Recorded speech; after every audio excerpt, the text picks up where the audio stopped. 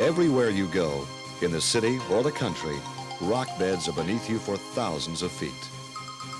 Deep in the beds, heat and pressure turn decaying plants and animals into oil and gas. The oil and gas migrate through porous rocks until they're trapped by impermeable rock barriers. Geologists look for the traps.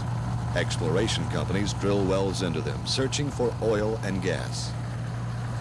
Before drilling can begin, division engineers must approve the drilling plans. The plans include the protection of surface and underground environments.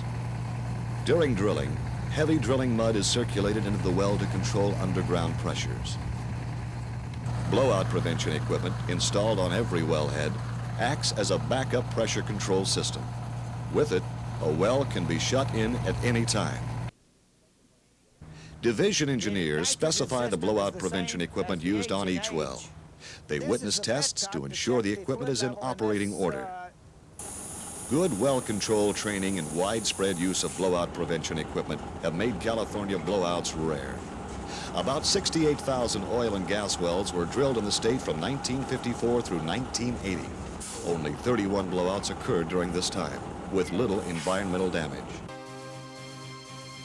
Drilling oil wells in an urban area is a safe but sometimes noisy task. Therefore, drilling rigs are especially designed to muffle sound. At more permanent locations, drill sites are built to blend in with other structures in the area. About 26 wells will be drilled from this San Fernando Valley site. 77 wells have been drilled from inside this yellow building in Los Angeles. Derricks on this landscape drilling island in Long Beach Harbor have been mistaken for apartment buildings. Most oil and gas wells are drilled through water zones. Fluids from oil, gas, and water zones must not mix. To prevent this during drilling, heavy mud is pumped into the well bore. These zones are sealed when sections of pipe, called casing, are cemented in the hole. Cement is pumped down the well, through the casing, out beneath it, and back to the surface.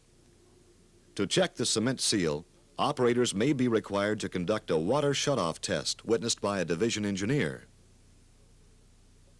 The casing is perforated through productive oil and gas zones. Depending on reservoir type and pressure, different kinds of production equipment are installed. The amount of oil and gas produced from every well is reported to the division each month. Sometimes, sumps are dug on oil and gas leases. The sumps, open depressions holding oil and water, can be dangerous to wildlife. 12 years ago, the division began to locate and classify California oil field sumps. Today, all of the hazardous sumps have been screened or eliminated. Good housekeeping is encouraged at all oil and gas leases. This makes leases more attractive, safer, and environmentally acceptable. Each year, recipients are chosen for a lease award. Dry holes and wells no longer commercially productive are abandoned. To abandon a well, cement is placed across all oil zones, freshwater, saltwater contact zones, and at the surface. The rest of the well is filled with heavy drilling mud. Before 1915, many California wells were abandoned incorrectly. Today, when these wells are found, they are properly abandoned. Money from a special fund may be used for the work. The Division of Oil and Gas protects California's oil, gas, and geothermal resources. It encourages the wise development of these natural resources through good conservation and engineering practices.